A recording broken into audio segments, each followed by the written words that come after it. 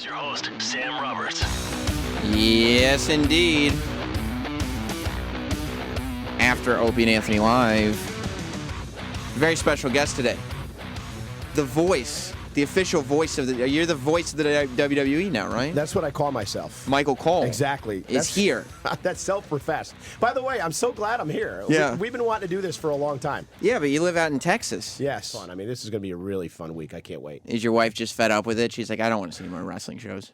She doesn't watch, Yeah. number one. Yeah. Although she did watch, the only time she's ever watched me on television was WrestleMania 2 years ago when I actually had a match. When you performed, you had a match. Yes, I had a match, if you want to call it that. Yeah. It's been voted A lot of the of worst WrestleMania matches in history, Sam. You saw it. Of course I saw it. It was long. Long. It went the distance. I had never watched. It was me versus Jerry the King Lawler, WrestleMania 27 in Atlanta, and Jerry Lawler, who's a legend in this business, had never ever had a WrestleMania match ever. Yeah.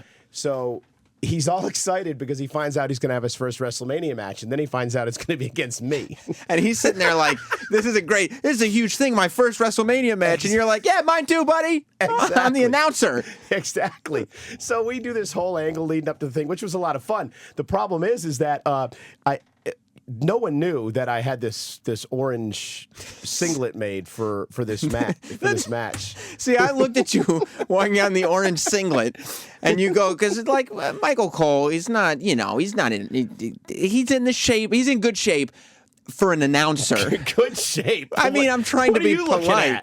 At? He looked like he had a spare tire tucked into his singlet, but I figured that they might, and it was bright orange. Hey, let me interrupt you for 1 second. Yeah. What's the Sirius what? Sirius 206, right? XM 105. Okay, I'm tweeting out to everyone that I'm on your show right now. So We're the only channel left exactly that has two different numbers that they wouldn't just consolidate. So anyway, although with you tweeting that out, that'll probably just get hate for me because you are the only person who I would think gets more Twitter hate than I do. It's horrible. But it's actually better now. It's about 90% hate mail now. It was 100% before. And then, of course, Jerry went on and had a heart attack live on television and turned me into a babyface overnight. Right. You saved Jerry Lawler's life by sitting next to him. Well, I gave him a heart attack in our match at WrestleMania. That was the start of it. And then So you walk out, and it looks like you're in this bright orange singlet.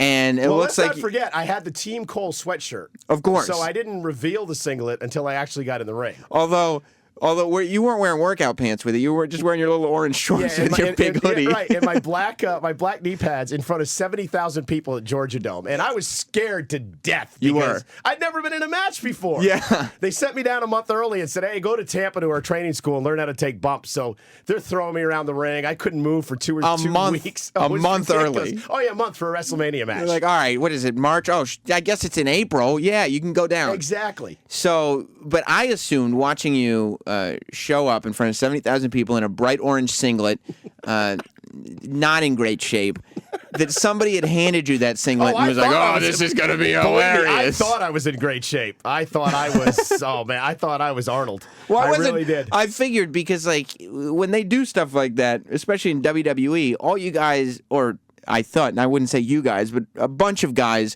who aren't wrestlers work out like they're wrestlers. So like when Vince McMahon had his first match, he takes off his, dumb three-piece suit and he looks like a bodybuilder. So I'm sitting there going, oh, I bet, Cole is one of these workout guys. You're not. No, what happened was, and I go to, and you have terrible tattoos. Thank you. There's a story behind that, which I'll tell you in a second. But I'm one of these guys who thinks they know how to work out. I've been going to the gym for 15 years. Really? I haven't lost a pound. Yeah, I do 45 minutes of cardio a day. I think it has something to do with the beer and the whiskey that I drink on a regular basis. But no, seriously. So I think I'm in decent shape. Yeah. So then a couple of days before WrestleMania, Hunter looks at me and goes, hey, Michael, you've been hitting the gym? I said, oh, yeah, I've been going every day. And you think Triple H is like complimenting you here. And he like, goes, it really doesn't look it. So now when I realized he's not complimenting me, I said, well, I'm playing the character. I'm an announcer. I'm not supposed to be an athlete. I'm supposed to look fat in the ring. That's the gimmick, right? Meanwhile, I'm so embarrassed because I've been working out for months to get ready for this match. And you have the audacity to say, Triple H, I could be in wrestler shape if I wanted to, but I don't want to make Jerry the King Lawler look bad. Oh, exactly. I didn't want to look better than the King. I don't want to make Triple H. I don't want to make you guys look bad out there. It was his moment, you know. Please. I assumed that the singlet you were wearing was an exercise in humiliation. That was your choice. It was my choice. You had that made and everything. I wanted to do something that was.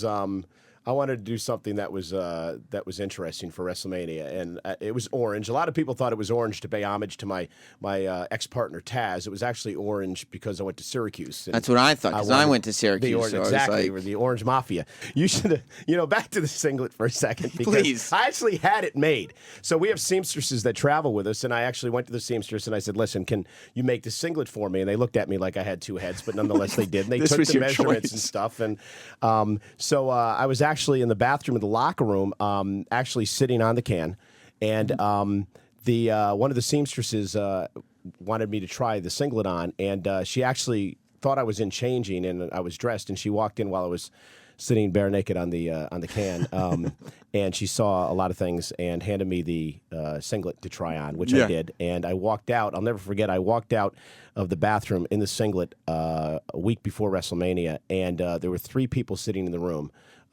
John Cena, The Undertaker, and one of our talent relations guys. So the first 2 of the first 3 people that actually saw me in the singlet were 2 legends in our business.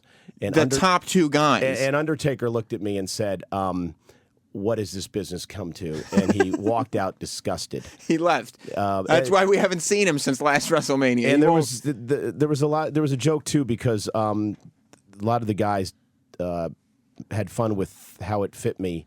Around the groin area. Right, the sort of Yeah, that was a little embarrassing. pelvic room. What Yeah. kind of underwear do you wear with a? Do you have to wear a jock strap? Just a jock strap. You That was did. it, yeah. Yeah. Did you put any padding into it or anything? It was funny, too, because at WrestleMania, there's some shots where you can actually see the straps of the jock strap Just outlined. It was very unflattering. It's very amateur hour. unflattering. Very, Yeah, I didn't remember much because after about the first 2 minutes of that match, I thought I was knocked out by Jerry, and I was so completely out of breath, I don't remember. I never watched the match, ever watched the match until about 2 or 3 months ago. We were at a party, and somebody wanted to put it on as a joke, and I watched it, and I could not believe that it was 35 minutes long. It outraged wrestling fans. I said, you wasted 35 minutes. Daniel Bryan had an 18-second match at WrestleMania. I had a 35-minute match. And that's what they put you. So how does somebody like you, like, it's obviously not your decision how long your match goes, but they're doing a match with Jerry the King Lawler and an announcer, Michael Cole. And honestly, at this point, Jerry the King Lawler is basically an announcer himself. Yes. He's a wrestler, but he's an announcer. Right. So they've got the 2 announcers, and they're giving them 35 minutes at the biggest pay-per-view. Are people backstage? Are wrestlers mad at you? People hated me. Yeah. I mean, literally, there was like a backlash in the locker room. Because you're taking their this spot. buffoon has got 35 minutes on WrestleMania. Now, we tried to justify it by saying, hey, Stone Cold Steve Austin's a special guest referee. This is a big attraction. Jack Swagger's at ringside. Yeah. We have the coal mine at ringside, the plastic box that I used to broadcast from because I was a bad guy. It was just not a good scene. But Yeah, and then while they're sitting there pissed at you for taking their spot, you're like, you guys got to see the singlet that I had made. Is this I a was hoot so or excited. what? The worst part about it was I had like a 5-minute promo walking to the ring talking about this and that. And it was like, oh my, I was boring myself walking out there. But I mean, seriously though, it was so much fun. It was a blast. So when you're out, so they're not giving you a script. No, not. Because at this point, you know what you're doing. Bullet points. You get bullet points of what they want you to hit. But that was basically my baby. They basically said, you've been talking about this match for 3 months. Go out there, hit a home run, and let's do it. Was that your favorite thing that you've ever done, gotten to be a bad guy? Oh my God, yes. Yeah. I mean, I cursed the fact that Jerry Lawler had a heart attack because it made me turn into a good guy. That was the number. That was the worst thing Well, about I'll the tell heart you a attack. story. Yeah. By the way, 866-WOW-1-WOW. We can go to phones too. Jerry, obviously, what we were talking about was back in September. Jerry actually had a heart attack on the air, Right. on Monday Night Raw. We were in Montreal, Canada. We were calling a match, and Jerry and I don't look at each other when we work. We have monitors at ringside. It's gotten there, huh? Right, and exactly. Can't stand the sight of each I look other. at my right monitor. Jerry looks at his left monitor, and we were calling a match, and all of a sudden I heard Jerry snoring. Now, I thought that he was just like doing that to say that the match was boring. Right. Is that something? I used to do it when I was a bad guy, so I just figured maybe he was doing it. Yeah. So I turned around to look at him, and he was snoring, and then I said, "This isn't right," and his head was on the table. Next thing I knew, he went into cardiac arrest. So, thank God for the doctors and the EMTs, and Jerry, made it. And, That had to be the scariest thing you've ever seen. oh my God! And I worked at CBS News before I worked in this business. And we always talk about. I always say on the air, especially when I was a bad guy, that I'm a former war correspondent and a broadcast journalist. But that's true. I've covered wars. Which wars did you cover? I was in Bosnia. I did 3 tours in Bosnia, Sarajevo, and I was involved in in Kuwait in the first Persian Gulf War. Did a number of different things. So I'd been involved in all kinds of different things from the news business, but this is actually something that really affected me because it was one of my real good friends who I'd been working with for 15 years. And he's right next to you. Exactly. And I just Plus, I would think, when you go to cover war, you're expecting like some crazy shit could happen. Yeah, and you're here. not personally invested, and you don't know anybody that's involved. You're You're not a personally reporter. invested in the story. Yeah, Like when you're Michael Cole and you're just sitting at ringside calling Raw, right. You kind of would like to think that you have some idea of what's going to happen. And then you have to explain to the world that this isn't part of the show. This is real life. And you're a bad guy at that time. right. I was. And So, then theoretically, you're like, I hope he has a heart attack. I had to break character. Yeah. And then the news background came in. Long story short, Jerry made it, thank God. And he's better today, in better shape today than he's ever been in his entire life. But he said he died for a second, yes, right? that's what he claims. Wow. Yeah, I mean, you're not a doctor, but exactly, whether you believe that or you don't. I mean, whatever he saw, he said he didn't see any light. He said it was completely pitch black till he woke up. Yeah. So we know where he's going when it's all over with. But he's lived a good life, though, hasn't he? Exactly. So on Wednesday, I remember this happened on Monday. On Wednesday, Jerry, his girlfriend had called me from the hospital in Montreal and said, "Listen, somebody wants to talk to you." And I, Jerry's on the phone. Holy shit, Jerry Lawler, you had a heart attack 2 days ago. And this was and when they were reporting this heart attack, it was like, we don't know what's going to happen. This was a bad one. I was told by my producers, probably about a half hour after it happened, that, listen, Michael, you've got to really make sure that you're prepared to deliver the worst. Wow. So now all this stuff's going on. I'm trying to get all situated in my head how I'm going to. So in your head, you're thinking how you deliver this. Exactly. Thing. That's exactly what I was thinking. And then going off the air, it was almost like it was. I hate to say this, it was almost like it was scripted because going off the air, we got the news in at the last moment that Jerry was hanging in there, and the news looked better. So that Wednesday, he actually calls me, and he says, "Hey, Michael, it's Jerry," and I'm like, "Hey, King, I can't believe you're here. You're alive." And we talked for a few seconds, and I just said, "I just want to tell you something. Thanks for ruining my heel run." Yeah, that was it. That was babyface again. That was the whole thing, and that's where the money is too. You're not making money from WrestleMania matches as hey, look at those guys in the ring. Being a bad guy is the greatest thing in the world. It is. It really is. It is so much fun. It's and that's easy. That's a little more naturally you, isn't it? Of course it is. Well, you know me well. You know me off the air. Yeah, exactly. Evil Michael Cole comes out. That's after some of those whiskeys, though. Here is the question that I was wondering. A few weeks ago, after all this, you see, you watch this guy have this heart attack. He falls down. They bring him back. He comes back. It's a miraculous thing. So what's he doing eating tater tots on TV?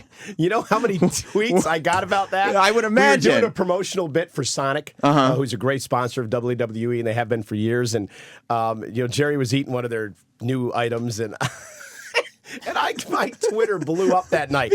Hey, Cole, the guy's had a heart attack and see you once, and now he's eating fried food. And Lawler is sitting there stuffing his face with tater tots. He had 5 of them in his mouth at once. I go, this was months ago, not years ago. No, but according to Jerry, the doctors say he can eat and do whatever he wants. That he's in better shape and health now than he was before the heart attack. You know the thing about Jerry? Jerry has never smoked. No. He's never drank. And but he does cage matches at 60 and eats tater tots. Exactly. And he wants to wrestle again. He does. He does. He loves it. Would Vince put him in the ring again? I don't have any idea. I don't have any idea. And you're not going to get me to go there either because I don't have any idea what they're thinking. Well, I will say, because in my mind, the human in me would say, no, I would never put Jerry Lawler in the ring again. But I think Vince, goddamn, yeah, we'll put him back in the ring. He's a promoter. Yeah. So who knows? As long as you can get Jerry Lawler on TV before he goes in there to say, I want to do this. Right. My hands are clean on this one. Exactly. Yeah. Exactly. Let me go to Brian in Long Island, who's on with Michael Cole. What's up, Brian? Sam, what's up, Michael? Hey, Brian. Listen, there's a famous thing on YouTube called WWE Off the Air, where you and Jerry just absolutely destroy the ring announcer. Which ring announcer was it? I bet it was Tony Chimmel. Well, I don't know his name, but I mean, you guys are just brutal. Has he ever confronted you about that? No, I think it was Tony Chimmel, and I think it had to do with a SmackDown taping a number of years ago where Tony could not figure out that the name of the match was a turkey bowl match and that it was for the women's, not woman's, championship. The woman, that woman's exactly. championship. And I swear to God, Chimmel about 10 or 11 times had to do these lines, wild lines we call them, to try to get it right. And Jerry and I lambasted him like there was no tomorrow. I'll never forget that night. Tony Chimmel's a great guy. Been with the company for like 30 years. I still have no idea how he's been here that long. But somebody else sent me a YouTube clip because that's so funny that he was talking about that because somebody else was like, when we were tweeting last night that that you were going to come on the show today, somebody was like, oh, you got to ask Cole about when he was fucking with Tony Chimmel. And so I clicked his YouTube video and it was a totally different one. It was like he described a ladder match, but he said, oh, first person to get custody of the belt.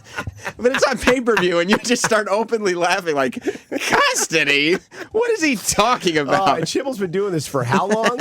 I can't say anything, though, because it's difficult. I butcher things every week well, you can. on live television. Don't say I can't say anything, because you say things, and then you go back and be, yeah, but it's all good. But you've already said the things. I know, exactly. It's live TV. Well, welcome aboard. I mean, it's funny. You have what they call in wrestling buried a lot of people, though. You go out there, even now as a good guy, I've heard you, like weeks ago, you're still, if you don't think a segment is going well, or whoever doesn't think a segment is going well, your voice will be there. Like, Jericho was doing a segment a few weeks ago. Oh, God, please. And you start saying, cut to commercial, cut to commercial. This is horrible. I got in so much trouble. You literally, because they're doing this like interview segment on Raw, and Michael Cole is sitting there at ringside, and he is saying, he's openly laughing while these guys are talking, not wrestling. And then you start requesting that the show cut to commercial. Yes, because it was a very bad segment. Yeah, but what I felt bad about is the fact that I disrespected Chris, who obviously has been in this business longer than I have, and he's one of the legendary greats of all time, and more importantly than all that, Chris is a friend of mine. Right. And so I actually... And he's going to be in here on Thursday, so whatever you say today... Actually, believe it or not, I felt bad. And you did. Yeah, I felt bad for a number of reasons. A, because I did that. I didn't feel bad at the time. I felt bad afterward. But because I didn't go to Chris and explain to him what happened. Yeah. So he had to hear it like through the grapevine the next day. So he wasn't happy with me. Oh, so yeah, because he can't hear what you're just. So it's like we ironed things out. Chris and I did. But he's a great guy. But that's funny. But you've been in the company for longer than most of the wrestlers now. 16 years. Jesus Christ. Yes. That makes me think I've been watching way too long because I remember like when you were the new backstage dude. 16 years. And I was like, what happened? Oh, yeah, when I had the goatee and the frosted tips and all that? Yeah, when you were like the young guy who was taking like Sean Mooney and Todd like Pettingill's place. Skinny. Yeah. I did take Todd Pettingill's. Actually, Todd Pettingill got me my job. He did? He helped get me my job. I got to tell you something. We don't make fun of him for wrestling, but his radio show does not get an easy time here. I know. You're aware. It was right around the time Todd was leaving. Todd and I were actually close, and Todd had given me a little bit of an inkling that he may be moving on, and I said, okay, time for me to go. And I just happened to get hired in Houston for the CBS affiliate there, and I ended up picking up and moving to Texas, which is why I'm there today. And about 2 or 3 weeks later, Todd called me and said, hey, I'm going to New York. If you ever need a job, let me know. So it was that's how that went down. And then he got you the job at WWE. Yeah, he was working, doing whatever he was doing on-camera work and stuff like that. And he gave me a call and said, hey, they're looking for an announcer. My deal was up at CBS at the time. This is back in late 96, early 97. And he had me come in for an audition, and I did it. And the rest is history, as they say. So you go from, how long was it between...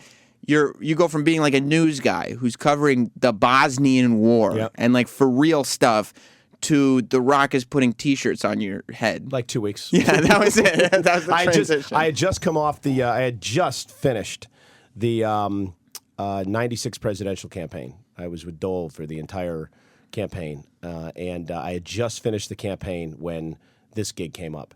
So I just came off covering a year-long presidential campaign with Bob Dole from the Republican Party and Steve Forbes before that, and I go to work for WWE, and my first interview was with Savio Vega and Los Barricos in a barn in Des Moines, Iowa. They're like, we want you to, you're going to interview this Puerto Rican gang in a barn. And at which point my wife, this is back when she watched, and she said to me, "What the hell are you doing?" Yeah. Well, did you want to get out of news? I don't understand the move. There was too much travel. I was home less than I am now. There was too much travel, so I joined WWE, which is notorious for a home life. And in the downtime, I got sick of covering potholes in Manhattan and snowstorms, and so I figured it'd be fun. My deal was, hey, listen, I'm going to get a year or two of television experience because I was working in radio, and then I'll just go back and, get a great TV news job and be on Good Morning America one day, and, and I never left. Now you're stuck with JBL and watching George Stephanopoulos on TV. Exactly. Let me go to Ryan in the Bronx. What's up, guys? What's up, Ryan? Hi.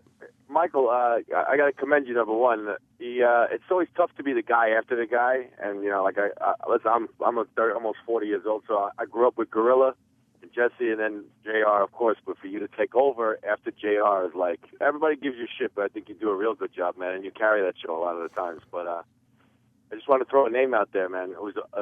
I see it in your face sometimes on the show. It's painful to watch. Brad Maddox is horrible on the mic. I actually like Brad. I think he's got some potential down the road. He's like a lot of our guys today. The business is changing, and it really is. We've got a lot of young guys. We've got a great, minor league facility, we like to call it, down in Florida, called NXT. We've got a lot of young talent down there. You're going to see a shifting of the guard. We have to do it. I mean, you see what's going on at WrestleMania. A lot of these guys aren't going to be around in a week or two.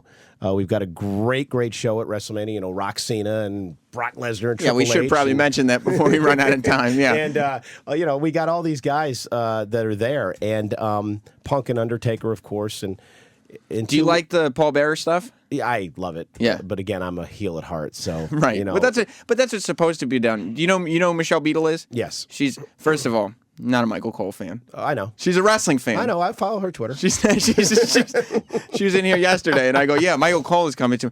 Michael Cole, why would you have him on?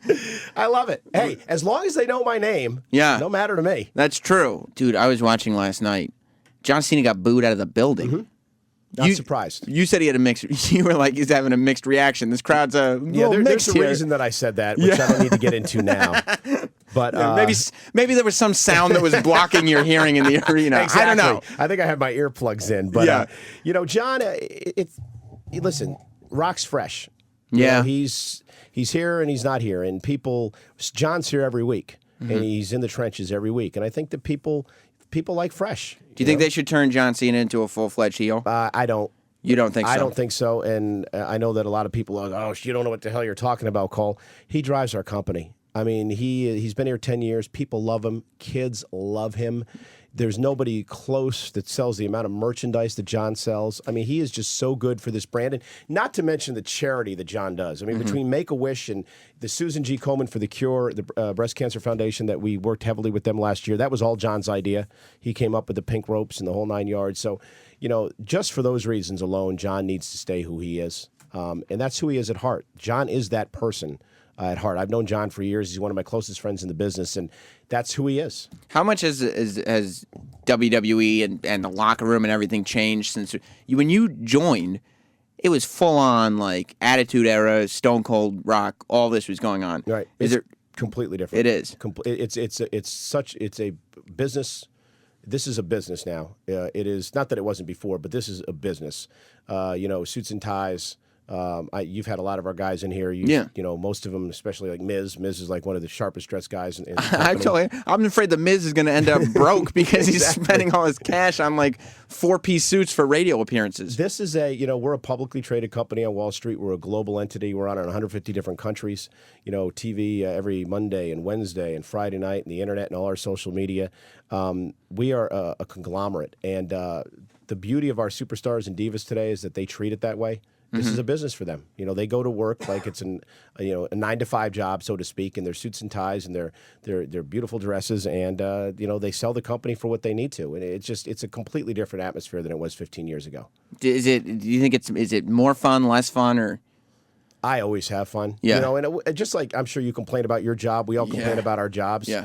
But when the red light goes on and it's showtime, that is so much fun. Like at DC last night on Raw, when that red light goes on, it is the greatest job in the world. And it's funny. You were talking about Todd Pettengill. You had a relationship with him. He was doing his thing at WWE, and he goes, "Hey, they're looking for somebody new. Why don't I introduce you to the guys?" Well, I'm going to tell you something. Well, I met Michael Cole a while back, and he goes, "Yeah, we're always looking for new people."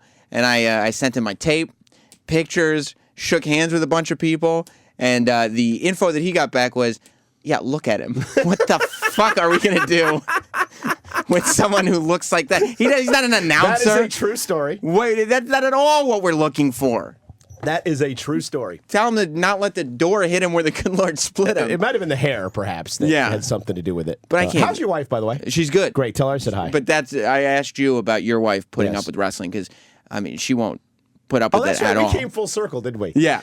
She went. My wife won't put up with it at all. She went to one Wrestlemania, and was it the one you performed at? No, she didn't. Even, she wasn't interested. That was the only time she's ever really watched the program. She actually watched it. And, she texted me when it was over with. It wasn't like, "How you doing? Are you okay? Are you sore?" It was like, "That was pathetic." That's the text my wife sent me after WrestleMania. But no, she supports the product. Obviously, she's not a fan, but she supports what I do. Well, she also probably doesn't have to deal with supporting a shelf full of pro wrestling action figures like some people's wives do. I've got my own room that she said, "That's yours," and that's where I've got all my memorabilia. And but no, she appreciates the company for what it is. And my wife had a kidney transplant a decade ago, and when that happened, this company was so wonderful. And, really? Just unbelievably you never fabulous. Hear those stories from the top down, from Mr. McMahon down through his entire family. And because of that, she has always respected and loved everybody that's been involved in this company. It's just not her cup of tea. Michael Cole, thank you for being here. Sam, thanks for having me. All right, Ron and Fez are up next. Goodbye.